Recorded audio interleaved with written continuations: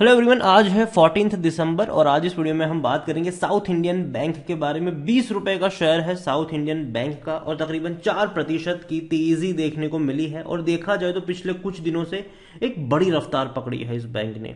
Generally ये वो banking share है जो मुर्दा शेयर में इसको कहता था, क्योंकि यहाँ पर बहुत बड़ा मोमेंटम देखने को नहीं मिलता है और अगर मिलता भी है तो कई कई सालों में एक दो बार आता है ऐसा मौका।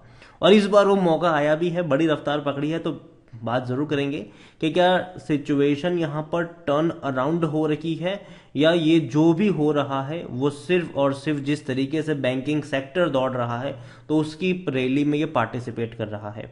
तो वीडियो को शुरू करूं उससे पहले अगर आपने अभी तक चैनल को सब्सक्राइब नहीं किया है तो प्लीज अभी इसे सब्सक्राइब कर लीजिए, क्योंकि आगे भी बहुत सारे वीडियोस हैं जो आपको काफी ज्यादा हेल्प करेंगे। तो साउथ इंडियन बैंक का शेयर पिछले एक महीने में अगर आप देखो तो 43% तक भाग चुका है, 13 रुपए से 20 रुपए तक चला गया। और जनरली ऐसा मूव जो है वो बहुत ही कम देखने को मिलता है यहाँ पर, बहुत ही कम। क्योंकि अगर आप एक साल का ग्राफ देखोगे तो ऐसा मूव पहली बार आया है। 5 साल का भी अगर आप ग्राफ देखोगे तो ऐसा मूव पहली बार आया है। जिस तरीके का मूव यहाँ पर है वो पहली बार है। इससे पहले भी तेजी थोड़ी बहुत हुई थी, लेकिन वो बहुत ही मिनिमम तेजी थी। मतलब 5 रुपए का शेयर जाके 8-9 पे चला गया, ठीक है।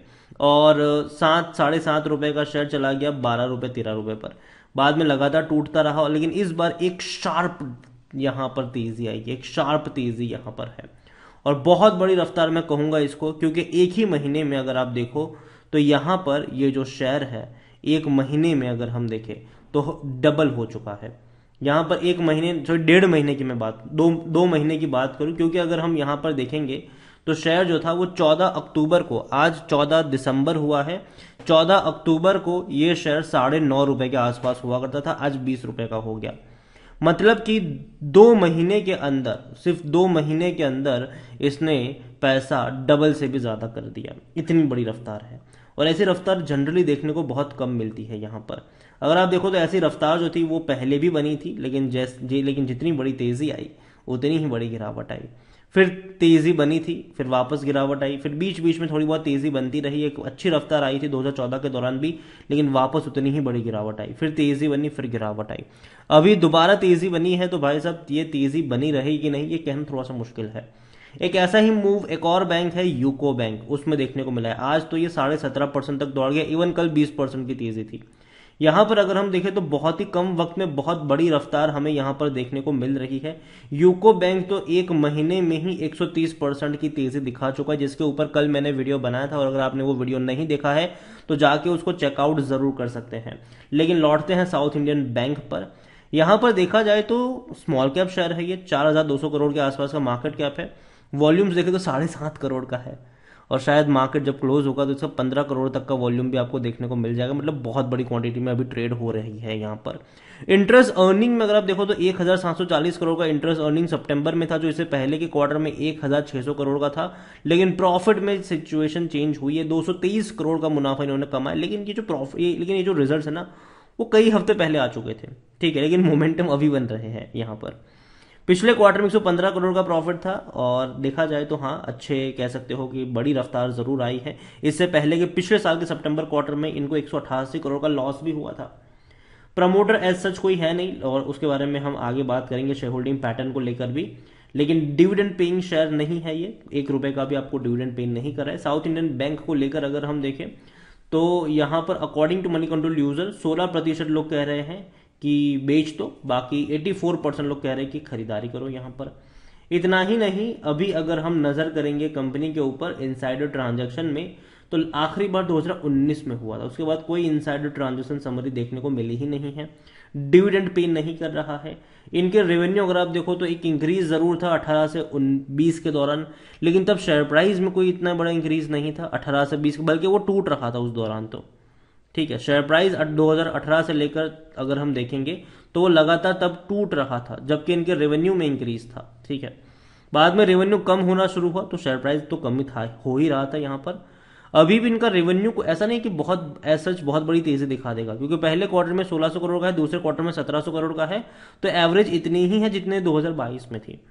यहाँ पर प्रॉफिट पर भी अगर हम नजर करेंगे तो प्रॉफिट यहाँ पर अच्छे थे, लेकिन बाद में डिक्रीज होना शुरू है। लेकिन अभी प्रॉफिट में बहुत बड़ी रफ्तार आपको देखने को मिलेगी।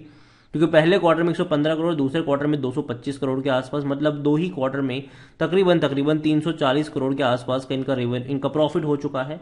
तो शायद ये बहुत बड़ी कैंडल्स आपको 2023 फाइनेंशियल ईयर में देखने को मिल जाएगी। यहाँ पर साउथ इंडियन बैंक अभी अगर आप देखो तो सब कुछ रेड में है, और जिस प्राइस पे ट्रेड करे वो भैया कहीं से भी अट्रैक्टिव तो नहीं है। यहां पर अगर आप देखो तो खरीदने का सही मौका नहीं है, क्योंकि शेयर ओवरबोर्ड जोन में जा चुका है। अब एएसएम लिस्ट में है ये शेयर। एएसएम जीएसएम लिस्ट में उन कंपनियों को डाला जाता है जहां पर वॉलेटिलिटी ज्यादा होती है, जहां पर मैनिपुलेशन होता है, जहां पर भैया शेयर जो है वो अनजस्टिफाइड तरीके से ट्रेड कर रहे होते हैं। लॉन्ग टर्म में पैसा नहीं बना है, बैंक एफडी जितना भी नहीं बना, अच्छा डिविडेंड पेइंग शेयर नहीं है, 50% एनालिस्ट कह रहे हैं खरीदारी करो। लेकिन यहां पर देखो 91 का पी रेशियो है, सेक्टर पी 23 का है, 23 का सेक्टर पी है, 91 का पी है, मतलब बहुत, देखो देखने में लगेगा 20 रुपए बहुत सस्ता है, लेकिन एक्चुअल में वैल्यूएशन देखो तो 91 काफी काफी काफी महंगा है ये। देखो बाकी जो बैंक में तेजी बनी है, चाहे वो पीएनबी की बात करो, चाहे वो यूको बैंक की बात करो, बैंक ऑफ महाराष्ट्र की बात करो, तो वहां पर यह था कि इनका पी रेशियो भी ऑलरेडी अभी भी कम ही है, लेकिन यहां पर ऑलरेडी काफी ज्यादा बढ़ चुका है इनका पी रेशियो अभी के लिए, अभी जिस प्राइस पे है। मतलब यह है कि यहां से रिस्क ज्यादा है अगर आप खरीदारी करते हो, लेकिन रिवॉर्ड बहुत कम है, क्योंकि जो तेजी आनी थी वो आ चुकी है। अब यहां से अगर आप तेजी एक्सपेक्ट भी करते हो तो मुश्किल से मुश्किल 5 से 10% की आप तेजी एक्सपेक्ट कर सकते हो, उससे ज्यादा की नहीं। क्योंकि अभी मैं लेटेस्ट एग्जांपल अगर आपको दिखाऊं तो यस बैंक का ही है। जैसे कि यस बैंक पिछले कुछ दिनों से अच्छी तेजी दिखा रहा था, आज 5% की गिरावट। अगर आप एक महीने में देखो तो यस बैंक का भी ऐसा मूव था, 17 17.5 से सीधा चला गया था ये 24 पर, आज 5% की गिरावट भी हमें यहां पर देखने को मिली है। तो मुझे हैरानी नहीं होगी कि साउथ इंडियन बैंक में भी ऐसा देखने को मिल जाए। एक अच्छी रफ्तार ये दिखा चुका है, लेकिन शायद हो सकता है कि एक प्रॉफिट बुकिंग भी आपको यहां पर देखने को मिल जाए। सेम यहां पर यूको बैंक के साथ भी हो सकता है। और देखो इसमें कोई बुरी बात नहीं है, ये हमेशा होता है, हेल्दी करेक्शन होने चाहिए। जब शेयर आपको एक ही महीने के अंदर मतलब डबल होते नजर आए तो मतलब समझ लो कि यार थोड़ा बहुत करेक्शन दिखाएगा ये। और साउथ इंडियन बैंक डेफिनेटली इनके रेवेन्यू में उतनी बड़ी तेजी नहीं है, प्रॉफिट में तेजी जरूर है, लेकिन कब तक रहेगी, इनके अगले कुछ क्वार्टर्स काफी इंपॉर्टेंट रहेंगे कि कैसे होते हैं। और अभी जिस प्राइस पर ट्रेड करें वो तो अट्रैक्टिव नहीं है, और इवन जो पी रेशियो है वो काफी हाई हो चुका है एक ऐसे बैंक के लिए जो भैया धीरे धीरे रिकवर करने की कोशिश जरूर कर रहा है। होल्डिंग के ऊपर अगर हम नजर शेयर होल्डिंग को लेकर, तो जैसे मैंने कहा कि प्रमोटर एज सच कोई है नहीं, म्यूचुअल फंड के पास भी कुछ नहीं है। ज्यादा होल्डिंग यहाँ पर 11.64% की डोमेस्टिक के पास है, एफआईएस के पास भी 7.82% की बड़ी होल्डिंग है, लेकिन सबसे ज्यादा होल्डिंग लेकर बैठे रिटेल इन्वेस्टर्स, 55.35% की होल्डिंग है। अदर पार्टीज के पास 25.20% की होल्डिंग देखने को मिल रही है।